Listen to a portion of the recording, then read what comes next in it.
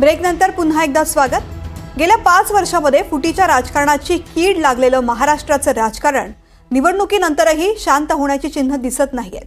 भाजपकडे आमदारांची भरभक्कम संख्या आहे।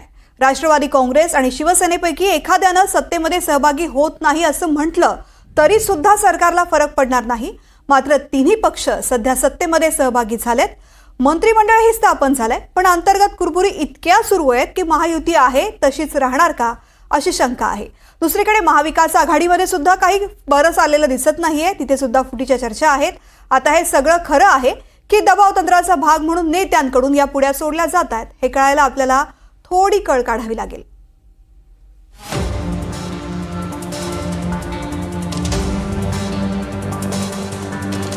महाविकास आघाडी फुटणार की महायुती फुटणार? पवार ठाकरे भाजप सोबत जाणार की ठाकरेंचे आमदार शिंदेंसोबत जाणार? पवार ठाकरे काँग्रेसची साथ सोडणार की काँग्रेस एकला चलोरीची भूमिका घेणार? राज्याच्या राजकारणातली ही चर्चा संपता संपत नाही। आज बच्चू कडूंनी महाविकास आघाडीबाबत एक दावा केला आणि चर्चेचं वावटळ पुन्हा उठलं। केंद्रामध्ये चंद्रबाबू नायडू आणि बिहारचे आपले नितीश कुमार हे 2-3 बिलासाठी अडकून राहिलेले आहे।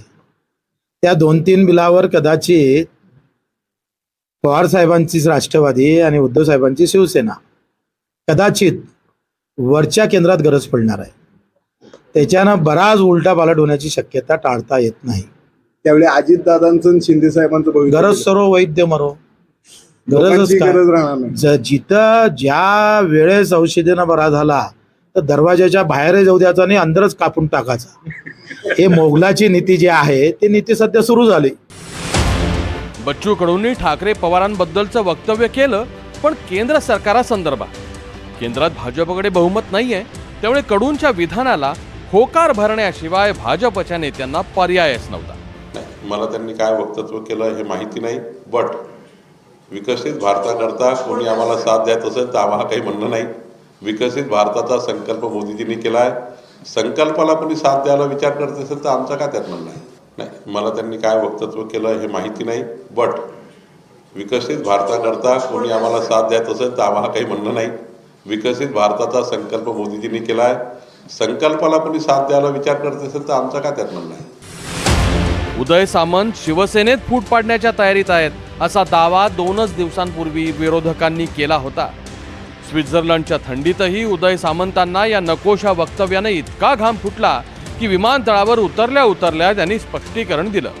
बहुधा ते स्पष्टीकरण शिवसेना नेत्यांनाच पुरेसं वाटलं नसावं, कारण आज सामंतांनी महाविकास आघाडीचे आमदार शिंदेंना भेटून गेल्याचा दावा केला। आता मुंबईत बसून असाच दावा राहुल शेवाळेंनी केला होता ना। मग परकीय गुंतवणुकीत लक्ष घालायचं सोडून या स्वकीयांच्या गुंतवणुकीत लक्ष घालण्याचा उद्योग सामंत का बरं करतायत? एकनाथ शिंदे साहेबांच्या नेतृत्वावर विश्वास ठेवत युबीटीच्या 4 आमदारांनी, काँग्रेसच्या 5 आमदारांनी आणि युबीटीच्या 3 खासदारांनी मागच्या 15 दिवसामध्ये माननीय एकनाथ शिंदे साहेबांची भेट घेतलेली आहे। याचा रेकॉर्ड देखील आहे। जवळजवळ 10 माजी आमदार युबीटीचे हे माननीय एकनाथ शिंदे साहेबांच्या संपर्कात आहेत। अनेक जिल्हाप्रमुख संपर्कात आहेत। काँग्रेसचे देखील अनेक जिल्हाध्यक्ष, अनेक माजी खासदार, माजी आमदार संपर्कात आहेत। आणि येत्या 3 महिन्यात हे सगळे माननीय एकनाथ शिंदे साहेबांच्या नेतृत्वाखाली शिवसेनेमध्ये काम करायला सुरुवात करणार आहेत। ही खऱ्या अर्थानं आजची ब्रेकिंग आहे। बरं, उदय सामंत ही इतकी सारवासारव करताना कोणीतरी टोले हाणणारच ना। यावेळी ही जबाबदारी खासदार अमोल कोल्हेंनी घेतली।